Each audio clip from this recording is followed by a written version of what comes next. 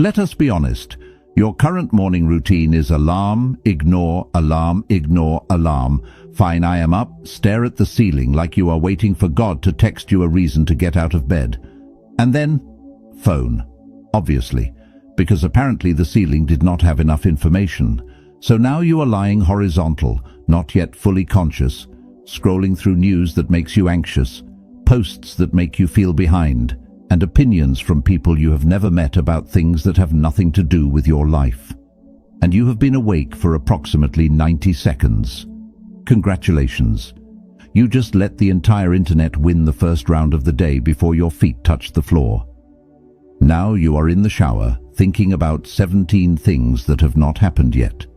You are eating breakfast while mentally rehearsing a conversation you need to have that you have been avoiding for 2 weeks.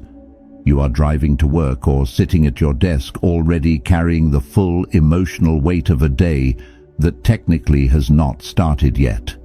And you wonder why by 10 in the morning you feel like you have already lived an entire week. It is because you started the day at a deficit. You handed your most powerful minutes to everything except yourself, and now you are running the whole day on empty, trying to catch up to a version of you that never got the chance to show up. Here is what nobody tells you. Those first few minutes of the morning, the ones you are currently spending arguing with an alarm clock and giving your brain to strangers on the internet, those minutes are the most valuable real estate in your entire day. Not because something magical happens in them, because they set the operating system for everything that comes after them. The words you say to yourself in the morning are not just words. They are instructions. They load into your mind before the day starts running on it, and they determine what you notice, how you respond, what you believe is possible, and how much of yourself you actually bring to the moments that matter. The Stoics understood this better than anyone. Marcus Aurelius, a man running the most powerful empire on earth, started every single morning with a mental preparation practice before he let the day touch him. Seneca, one of the most influential thinkers in Roman history, wrote entire letters about the importance of owning your morning before anything else owned it. Epictetus, a man who literally owned nothing, understood that what he said to himself first was the only real asset he had. None of them started their day by checking what strangers thought about things they could not control. They started it by talking to themselves, deliberately, with intention, with the full understanding that the mind you bring to the day is the most important thing you bring. So today you are getting 10 words for your morning, 10 affirmations built on 2,000 years of Stoic philosophy, modern psychology, and the hard-won wisdom of people who figured out how to actually live well instead of just performing wellness on the internet. They are going to sound simple. Do not let that fool you. The simplest things are always the ones we most consistently fail to do, and the ones that change everything when we finally start. Put the phone down, sit with this. Give yourself the one thing you have been giving to everyone else since the moment you woke up, your own attention, for the next few minutes. Finally, if this video is the first thing that has made your morning feel like it belongs to you in a very long time, comment below. I am taking my morning back. Number 1. Today I choose my response, not my circumstances. My response. Quick warning before we start. Something is going to go sideways today. Not dramatically, hopefully, but something. A message that lands in exactly the wrong tone. A plan that makes it to about 11 in the morning before reality completely dismantles it. A colleague who says something so spectacularly unhelpful that you spend the next 30 minutes in your head writing the perfect comeback you will absolutely never say out loud. That is not pessimism. That is just Tuesday. Life does not cooperate with scheduled plans. If it did, nobody would need meditation apps, stress eating would not be a recognized coping strategy, and Monday mornings would not have that specific energy of everyone quietly wondering how it got bad so fast. So, the question is never whether something difficult is going to arrive today. It is. The only question is what happens in the space between when it arrives and when you respond to it. That space is small, embarrassingly small in most people. The gap between trigger and reaction is so compressed that most people do not even know they have one. Someone says something, and they are already irritated before they have processed what was said. Something goes wrong, and the panic is already running before any rational assessment of the situation has taken place. They are on autopilot, and autopilot is a perfectly good setting for driving a familiar route, but a catastrophic one for navigating a human life. Epictetus said, "It is not what happens to you, but how you react to it that matters." This man was enslaved. He had less control over his external circumstances than almost anyone reading this will ever experience. And from that position of radical powerlessness, he built a philosophy that has outlasted empires. His entire argument was this: they can control everything outside me. They cannot control what I do with it on the inside. That is mine, always. Your response is yours, always. Even when it does not feel like it, even when someone has pushed exactly the right button in exactly the right sequence, and the emotional response feels completely automatic and completely unavoidable, there is still a space, tiny, requires practice to find it. But it is there. And in that space is the difference between a person who is living their day and a person who is being lived by it. Choosing your response does not mean choosing to feel nothing. It means choosing what you do with what you feel. The frustration can be real, and you can still decide not to fire off the message you will regret by 4 in the afternoon. The anxiety can be genuine, and you can still decide not to let it make the next decision for you. The anger can be completely justified, and you can still decide that right now is not the moment to act from it. That is not suppression. That is the most sophisticated form of power available to a human being. The ability to feel something fully and choose your next move anyway, rather than letting the feeling choose it for you. Marcus Aurelius wrote, "You have power over your mind, not outside events.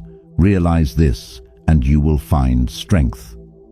He wrote this while managing an empire, while dealing with wars and plagues and political betrayal, and the daily reality of being responsible for millions of people.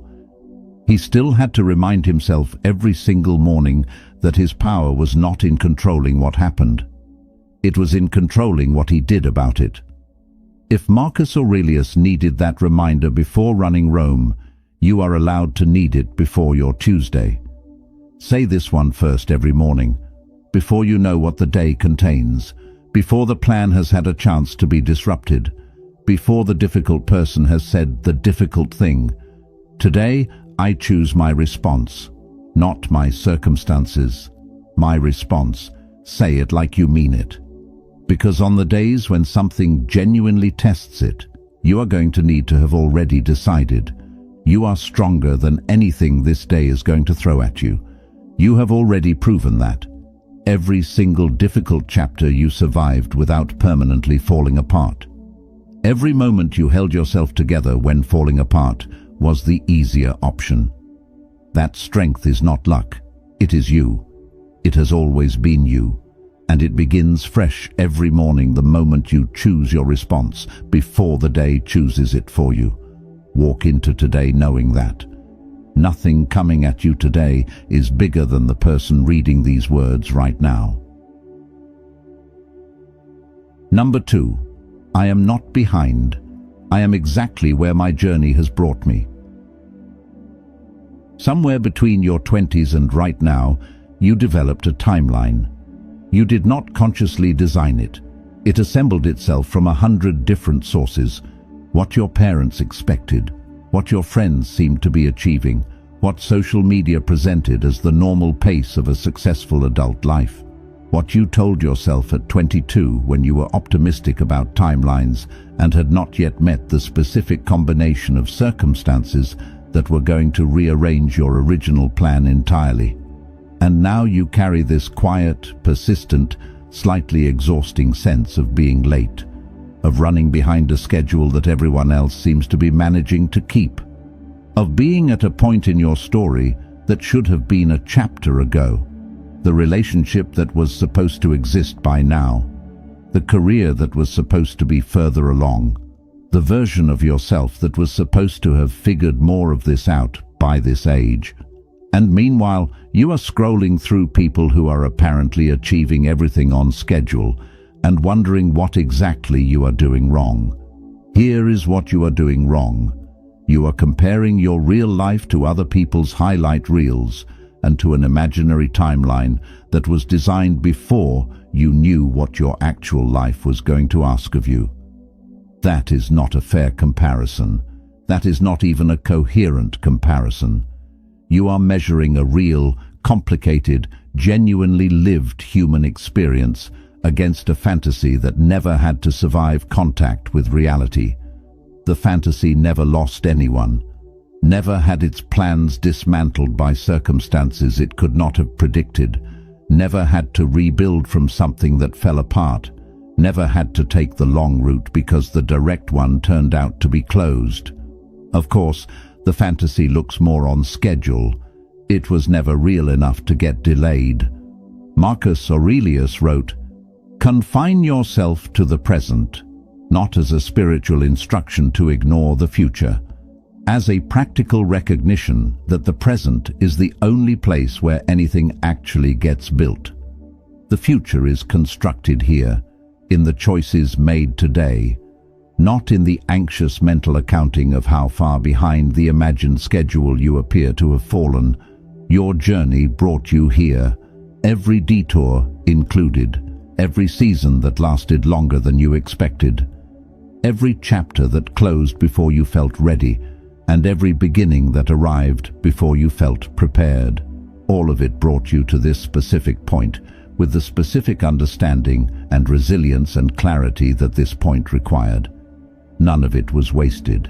Even the parts that felt like pure loss were building something in you that the smooth, on-schedule version of your life never would have produced. The person standing here, having taken the unexpected route, carries something the person who took the direct route does not. They carry the knowledge that they adapted, that they survived the chapters that were not in the original plan, that they are more equipped for difficulty than someone whose life has only ever tested them with the things they were ready for. You are not behind. You are seasoned. You are at precisely the point your specific and irreplaceable journey has reached. And from that point, everything that matters is still entirely possible. In fact, some of it is more possible now than it would have been if you had arrived here on the original schedule, because you are a different and more capable person than the one who drew that timeline up. Say this one before the comparison begins, before you open the apps, before you see what other people are announcing and feel the familiar drop of believing you are somehow falling short of a race nobody officially started. I am not behind. I am exactly where my journey has brought me. Say it like the fact it is, because it is. And here is what that fact means for today. It means you are not playing catch-up. You are not making up for lost time. You are a person with a real and specific and genuinely remarkable history of survival and adaptation, standing at the beginning of a day that belongs entirely to you. Every resource you need for what is coming was forged in everything you have already been through. Your detours did not delay your story. They are your story, and it is a far more powerful one than the on-schedule version ever would have been. Number 3. My peace is not for sale. Not today. Not for anyone. Today is going to make you an offer you should absolutely refuse. Not in a dramatic way. It will not announce itself.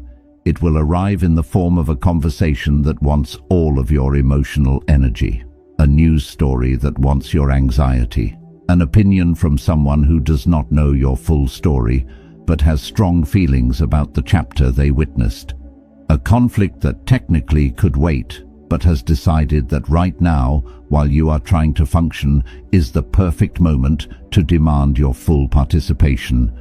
And you, being a reasonable person who takes things seriously and cares about doing right by the people in your life, will consider engaging with all of it. Because that is what responsible adults do, right?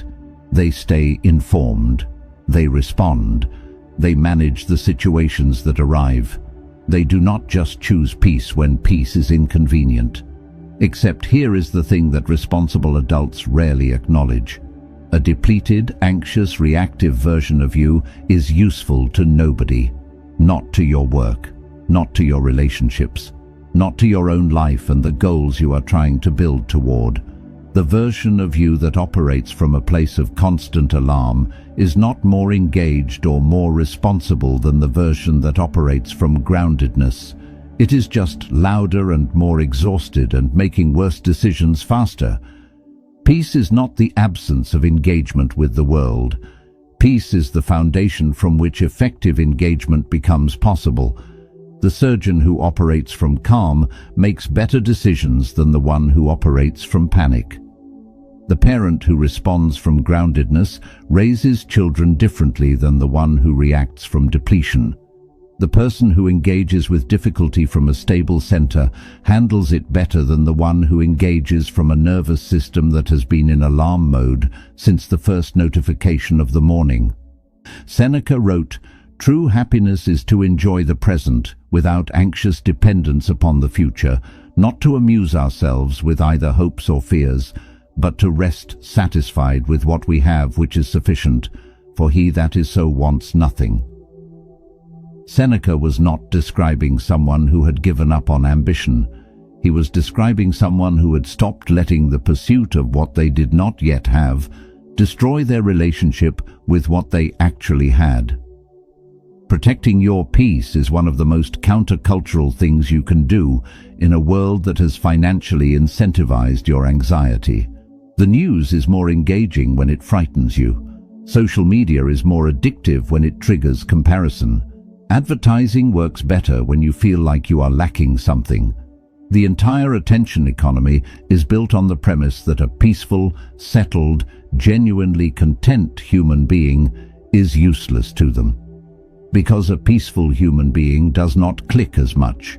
Your peace is worth protecting precisely because so many things are designed to take it, not because the world is malicious, but because your attention is valuable and anxiety is one of the most effective mechanisms for capturing it. Every time you choose peace over the offered anxiety, you are doing something quietly radical. You are refusing to be a product of the attention economy and insisting on being a person instead. That choice has to be made in the morning, before the offers arrive, before the day presents its first bid for your equilibrium, because once the anxiety has started running, it is significantly harder to choose peace than it was before it began. The morning is your window to set the policy before the negotiations start. Say this one with some real conviction: my peace is not for sale, not today, not for anyone, not for the news cycle, not for the difficult person, not for the situation that could technically wait but arrived with artificial urgency, not for anyone who mistakes your calm for indifference. My peace is mine, and I am keeping it today. A peaceful person is not a passive person. A peaceful person is the most dangerous kind of powerful because their clarity is undisturbed. Their thinking is clean. Their decisions are made from their highest understanding rather than from the panic of a nervous system that spent the morning being hijacked by everything that wanted a reaction. That is who you are today. Clear, grounded, unshakable. Not because nothing is hard, but because you decided before it got hard that your peace was worth more than the reaction.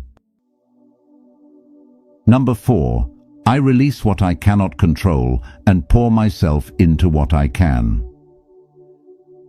You are currently worrying about at least 3 things you have absolutely no power over. Do not be offended. So is everyone. The human brain was not designed for the modern world.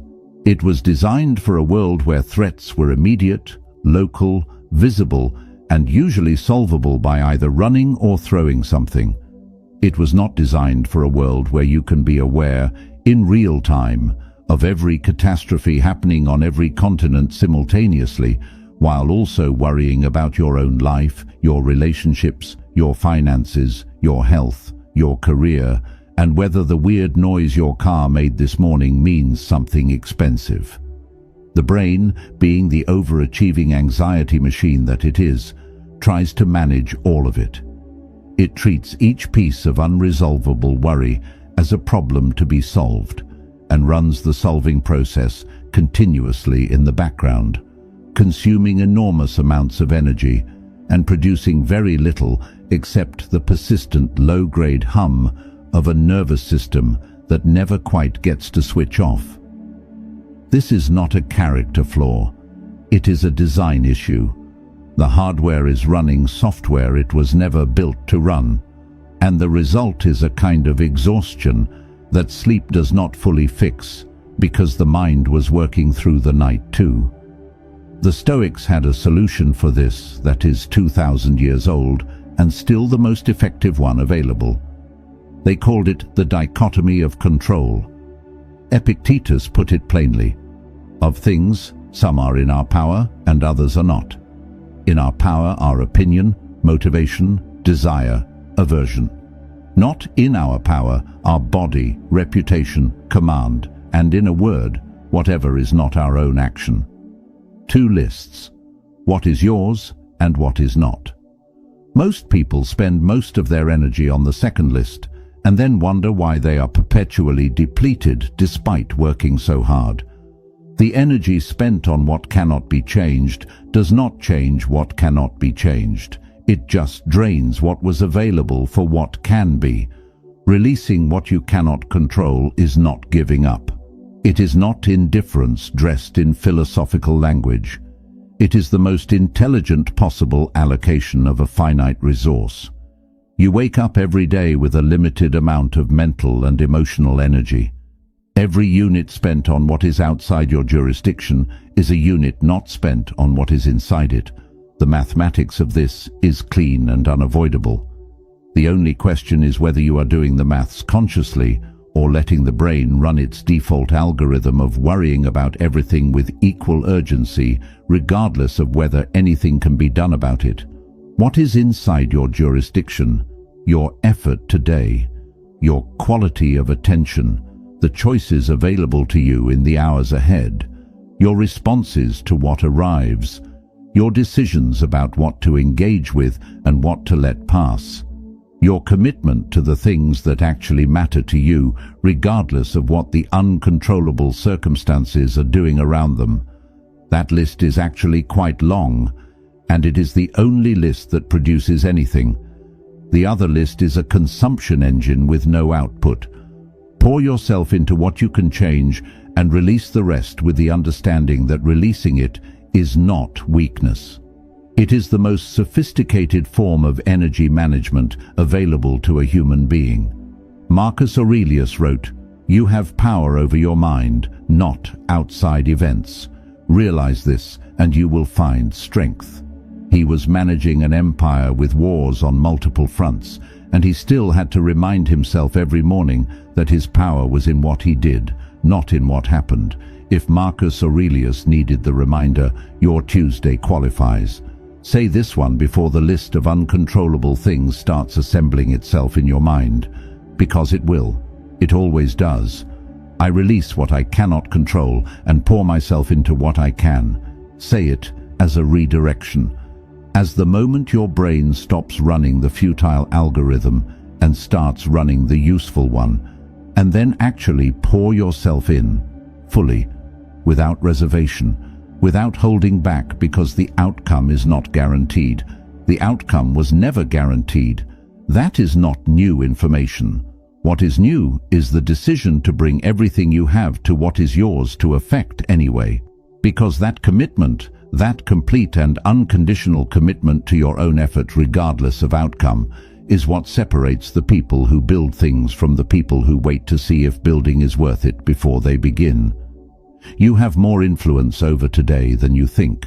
Pour all of it in, every drop. Watch what happens when you do. Number 5. I am becoming. Every single day I am becoming more of who I am meant to be. You cannot see your own growth while it is happening. This is one of life's more frustrating design features. You can feel yourself getting physically stronger. You can track a skill improving in real time. You can watch a number change in a bank account or on a scale or in a follower count and have immediate visible evidence that something has shifted. But the most important growth a human being goes through across a lifetime, the growth in wisdom and resilience and self-knowledge and the capacity to navigate difficulty without being dismantled by it, that growth is completely invisible while it is happening. It does not send notifications. It does not show up on a dashboard. It does not announce itself in any way that the modern, metric-obsessed brain considers valid evidence that progress is occurring. And so most people conclude that it is not occurring. They look at themselves and see the same fears they had a year ago, the same doubts, the same patterns showing up in their relationships and their reactions and their relationship with difficulty. And they decide that nothing has actually changed, that the work they have been doing has produced nothing measurable, that they are somehow stuck in an amber version of themselves, that all their effort has failed to shift.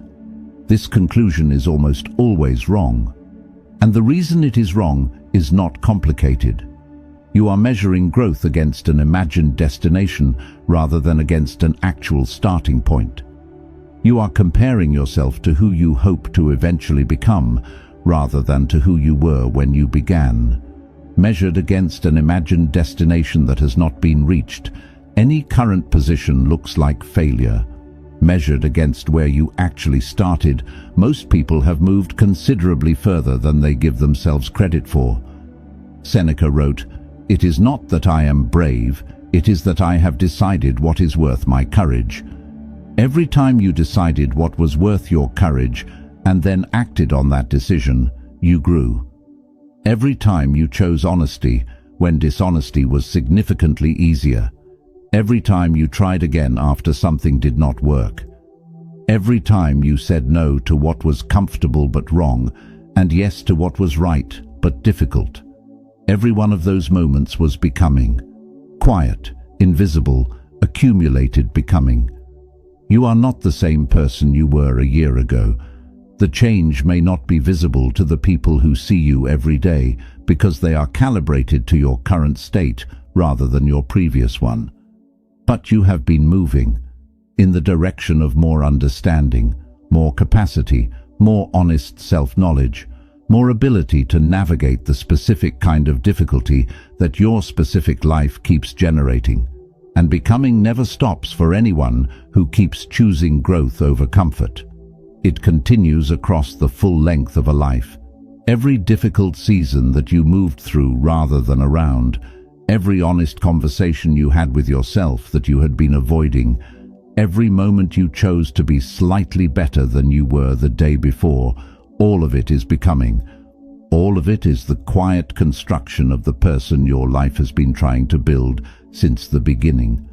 Say this one on the mornings when you feel stuck, especially those mornings. I am becoming. Every single day, I am becoming more of who I am meant to be. Say it not as a claim about who you already are, but as a recognition of the process you are already inside, because the becoming is already happening, whether or not you can see it from where you are standing. You are not the finished version of yourself. Nobody is.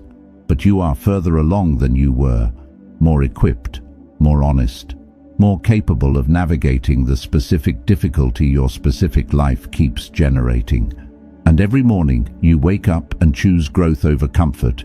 You add another quiet, invisible, enormously important layer to the person you are becoming. Keep going. The person you are becoming is worth every uncomfortable morning it takes to arrive there. Number 6. I do not need their approval to know my own worth. At some point between childhood and now, you picked up a habit that is costing you enormously. Before feeling certain about a decision you made, you checked whether the people around you seemed to approve of it. Before feeling good about something you created, you waited to see how it was received. Before trusting your own reading of a situation, you calibrated it against the readings of others.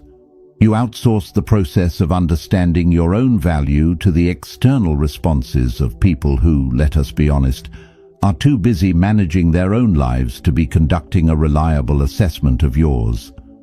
This is not a personality flaw. It is a survival strategy that got installed early and never got updated. In childhood, approval and safety were genuinely linked. To be approved of was to belong.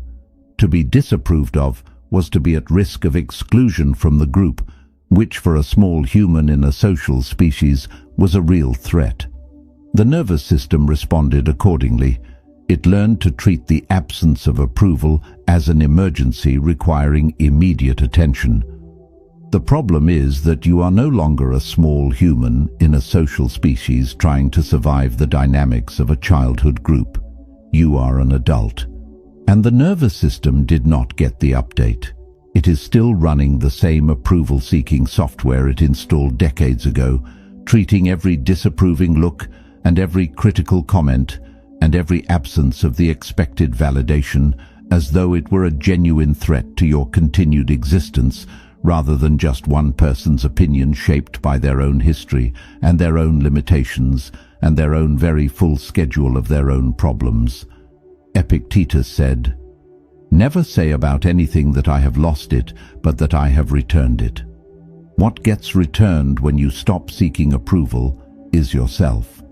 The real, unperformed, genuinely yours version of yourself that has been hiding underneath the version that learned to present itself in whatever shape seemed most likely to generate approval from whoever was currently in the room. Your worth is not a variable. This is important enough to say directly. It does not go up when people approve of you and down when they do not. It is a constant. It was established the moment you arrived here, and it has not changed based on any subsequent vote taken by any audience you have ever performed for. The approval of others is information. Sometimes it is useful information. Often it is worth considering. But it is not a measurement of your value. It is one person's response to one aspect of you in one moment.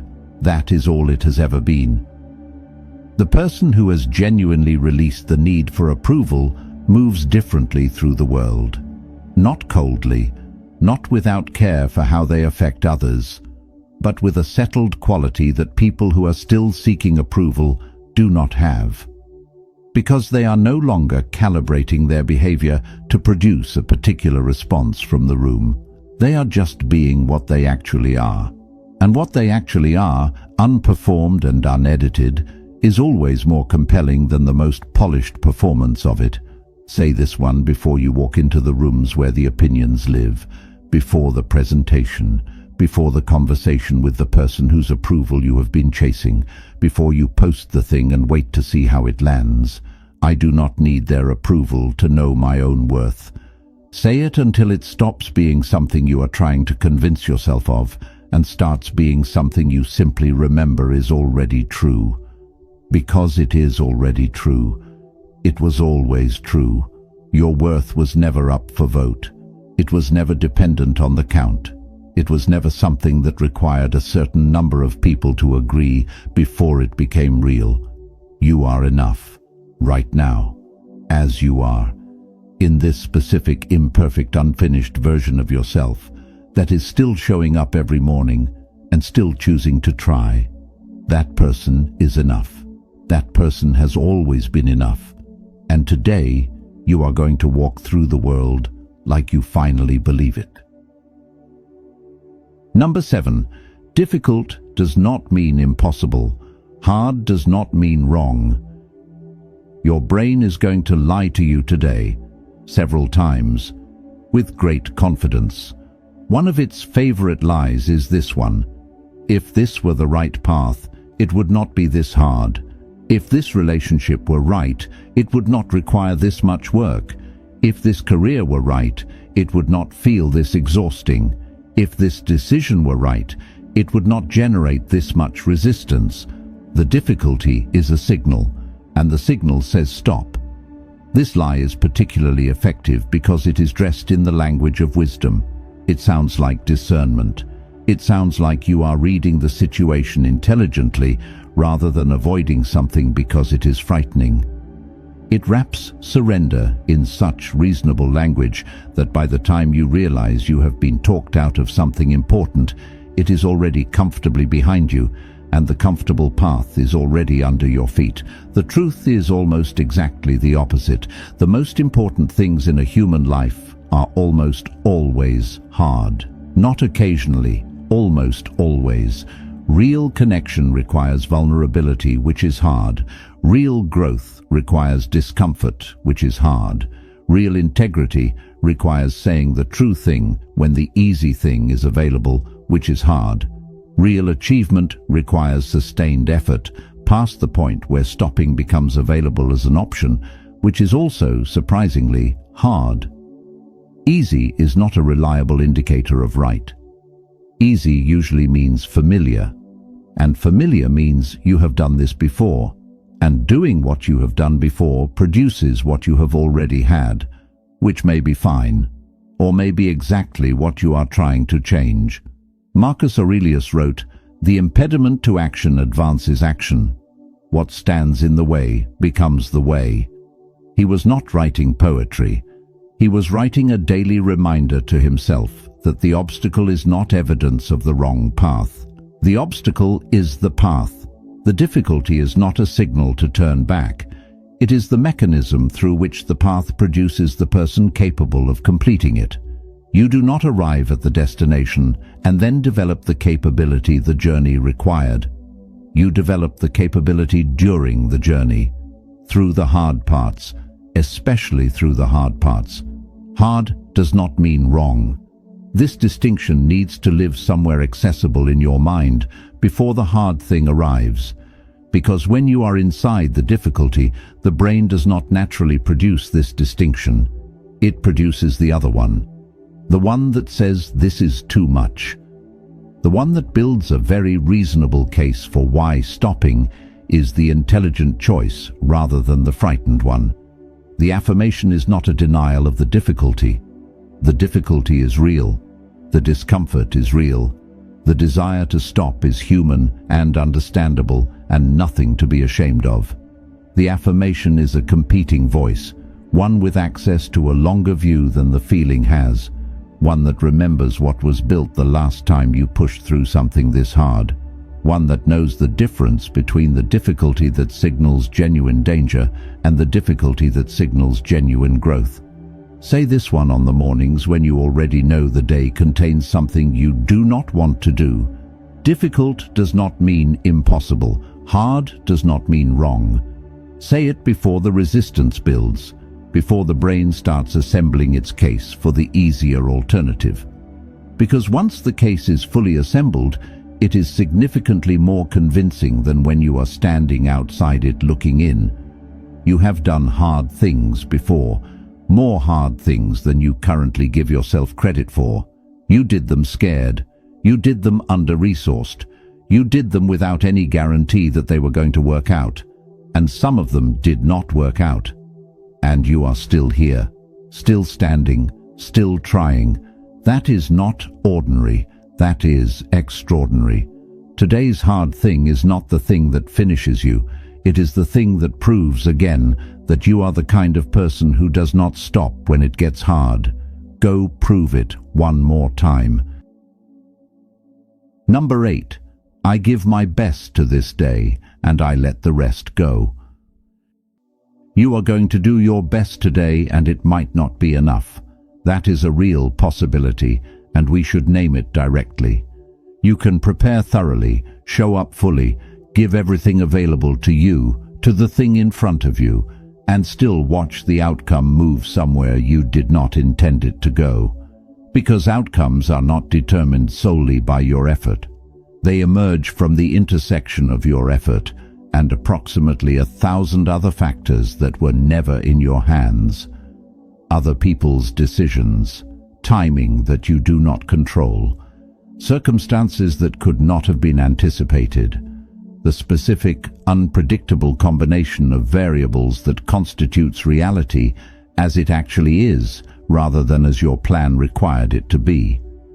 Most people know this, and most people spend their days acting as though it is not true, holding themselves responsible for results that depended on factors their effort alone could never have determined, replaying their decisions in search of the error that caused the outcome, rather than accepting that the outcome was always going to be shaped by more than their decisions, treating every difficult result as evidence of a personal failure, rather than as evidence that reality is complicated and not entirely responsive to effort, no matter how excellent the effort was.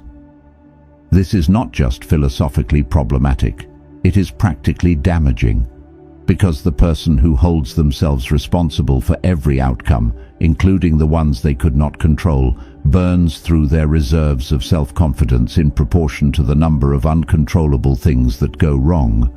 And reality being what it is, a significant number of things go wrong, regardless of the quality of the effort applied to them. Seneca wrote, "Reclaim yourself, for you were being robbed." He was talking about time, but the principle applies to energy and self-regard equally well. You are being robbed every time you hold yourself accountable for an outcome that was never fully yours to determine. Every time you replay the decision trying to find the error that would explain the result. Every time you refuse to give yourself credit for genuine effort because the outcome did not validate it. Giving your best to this day means something specific. It means committing fully to what is within your influence without hedging that commitment as a protection against the disappointment of an imperfect outcome. It means showing up completely rather than partially in case the partial version is easier to defend if things go wrong. It means caring genuinely about the work without making your self-worth contingent on whether the work produces the result you intended. Letting the rest go is not indifference. It is the recognition that your capacity for tomorrow depends on your ability to close today without carrying its unresolved outcomes into the next morning as additional weight. The person who can complete a day having given their best and genuinely release what they cannot control about the results wakes up the next morning with their full capacity available. The person who cannot do this arrives at tomorrow already depleted by yesterday's unresolved accounting. Say this one as both a commitment and a permission. The commitment to full effort, the permission to release outcome. I give my best to this day, and I let the rest go. Both halves matter equally. The first without the second is perfectionism dressed as dedication. The second without the first is avoidance dressed as acceptance. Together, they are the most sustainable way a human being can engage with a day that is guaranteed to contain things outside their control. Your best is enough. It has always been enough. Not because it guarantees a particular outcome, because it is the fullest expression of everything you are capable of in this moment. And the person who consistently brings their fullest expression to each day builds something across time that the person holding back never could. Bring everything today, all of it. Hold nothing back, and when the day ends, release it completely. You showed up. You gave everything. That is the whole job. Number 9. I choose who gets my energy today, not by accident, by decision. Your energy is the most valuable thing you will spend today, and you have never been taught how to budget it. School taught you how to budget money, sort of. Parents taught you how to budget time, poorly. Nobody sat you down and said your emotional and mental energy is a finite resource that depletes across the day, and that how you allocate it is one of the most consequential decisions you make, mostly without making it at all. Because that is the thing. Most people do not decide where their energy goes. They react to wherever it gets pulled. The loudest demand wins. The most persistent person gets the most access. The most urgent-looking situation gets the most attention, regardless of whether the urgency is real or manufactured, or simply the result of someone else's poor planning that has now been reframed as your emergency. And by the end of the day, you are sitting there wondering why you feel so depleted when you did not even accomplish the things that actually matter to you. It is because those things do not usually arrive with urgency attached. They sit quietly waiting for you to choose them, while everything else with artificial urgency jumped the queue and spent what you had available before those things ever got their turn. Epictetus said, "Make the best use of what is in your power and take the rest as it happens." Your energy is in your power. Where it goes is a decision that you are making, consciously or by default, from the moment the day starts. The only question is whether you are making it deliberately or surrendering it to whoever is most insistent about claiming it. Choosing who gets your energy is not cruelty.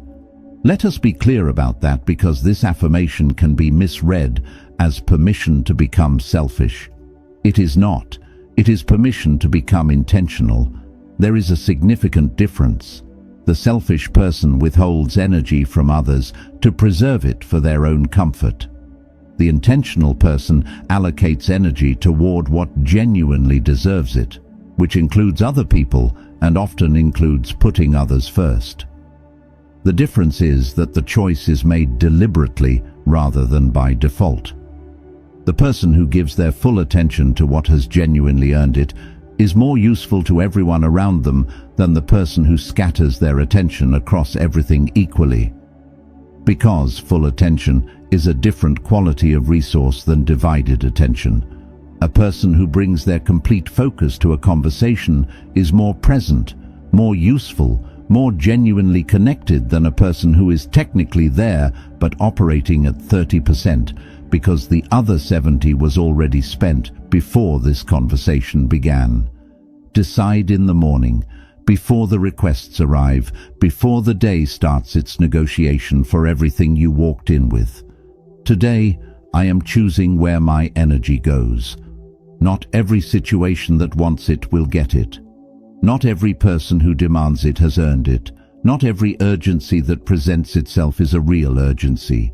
I am deciding, not reacting, deciding. Say this one before you open the door to the day. I choose who gets my energy today, not by accident, by decision. Say it as a policy you are setting in advance rather than a response you are making in the moment. Because in the moment, the pull of other people's urgency is significantly stronger than the quiet voice of your own priorities. The morning is the only time the quiet voice has the room to actually be heard. You are the gatekeeper of the most valuable resource you will ever have. Your focused, undivided, fully present attention. Guard it today like it matters, because the people and things that deserve it will feel the difference between receiving it fully and receiving a fraction of it. And you will feel the difference at the end of a day spent investing your energy versus a day spent watching it drain toward everything that grabbed for it. Today you are investing. Choose wisely. Spend boldly on what matters and protect everything else like your future depends on it, because it does. Number 10. This is my life. I am living it forward, starting right now. At some point, your life started feeling like something that was happening to you rather than something you were building. It is a gradual shift. Nobody wakes up one morning and decides to become a passive participant in their own existence. It creeps in across years of responding to demands rather than setting direction, of maintaining what exists rather than building what could. of choosing the path of least resistance so many times that the path of least resistance became the only path that felt like an actual option.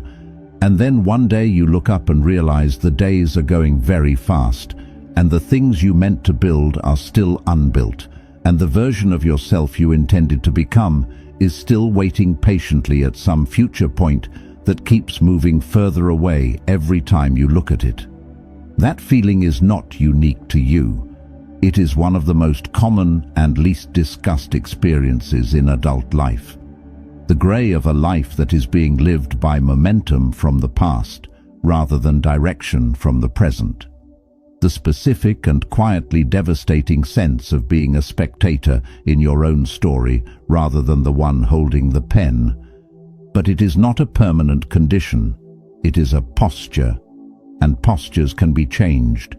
Not dramatically, not in one decisive moment that rewrites everything, but in the next choice, and the one after that, and the steady accumulation of choices made from direction rather than momentum, until the direction becomes the momentum and the life starts moving the way you are actually pointing it.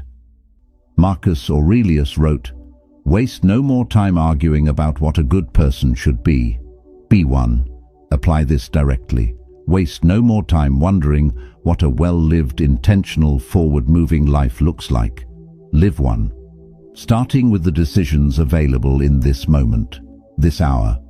This ordinary, unremarkable day that contains, like every ordinary, unremarkable day, an enormous number of small decisions that are collectively building something whether you are conscious of what they are building or not.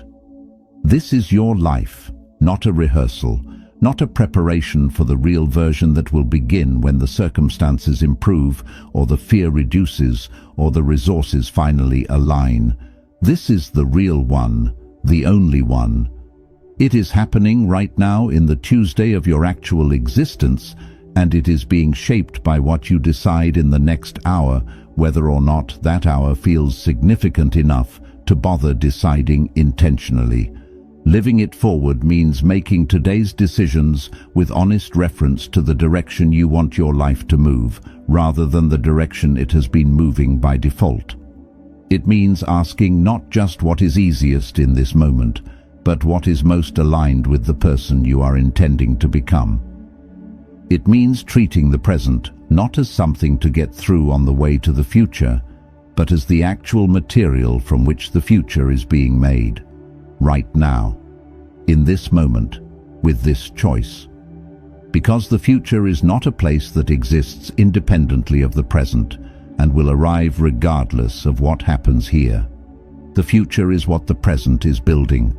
The relationship between now and later is direct, causal, and entirely real. What you do today is writing the next chapter. The pen is in your hand, the page is blank, and the morning is the moment you decide what the first sentence is going to say. Say this one last, after all the others.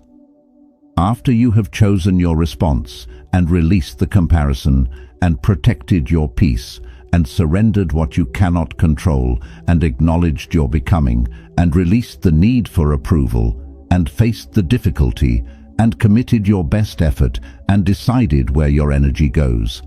Say this one as the close of the morning and the open of the day. This is my life. I am living it forward, starting right now, not tomorrow, not after the conditions improve, not when you feel more ready, right now. With everything you have, in the exact circumstances that exist, moving forward in the only direction time actually goes. You have been given one life, one single extraordinary, irreplaceable life, and today is one of the days that life contains. Do not let it pass like something to survive. Let it be something you actually lived, fully, intentionally, with the complete understanding that this day, as ordinary as it looks from the outside, is one of the days that is building the story you will one day look back on. Make it count. Not perfectly, just genuinely. That is all it has ever taken. 10 words, 10 mornings, one life that finally starts feeling like yours. Let us say them together one more time before you go. Today, I choose my response, not my circumstances, my response. I am not behind. I am exactly where my journey has brought me. My peace is not for sale, not today, not for anyone. I release what I cannot control and pour myself into what I can. I am becoming. Every single day, I am becoming more of who I am meant to be. I do not need their approval to know my own worth. Difficult does not mean impossible. Hard does not mean wrong. I give my best to this day, and I let the rest go. I choose who gets my energy today, not by accident, by decision. This is my life. I am living it forward, starting right now. One more honest thing before you go back to your day. You are going to forget most of this by Thursday. That is not a criticism. That is just how the brain works. The noise of the ordinary day is louder than any insight, and it will drown these out within 48 hours if you let it. So do not let it. Come back tomorrow morning, say them again. And the morning after that, say them again. Not because repetition is magic, but because the mind, like any other muscle, develops through consistent training rather than occasional inspiration. One morning of this changes your mood. 30 mornings of this changes your default. 300 mornings of this changes who you are. The Stoics did not practice their philosophy once and consider themselves complete. Marcus Aurelius wrote the same principles to himself repeatedly across years of journals because he understood that the mind needs reminding, that what you know and what you embody in the difficult moment are two very different things, and the gap between them closes only through daily practice, not through a single moment of understanding, however clear that moment was. Seneca wrote, "Every day acquire something that will fortify you against poverty, against death, against other misfortunes. Acquire it in the morning, before the misfortunes know your name, before the day has had the chance to decide who you are going to be in it. Your morning is the only moment in the day that belongs to you before it belongs to everything else. Use it like it matters, because it does. More than the alarm, the phone, the news, the scroll, the anxious mental rehearsal of everything waiting for your attention, more than all of that, more than any of it. You are not a person who simply reacts to days.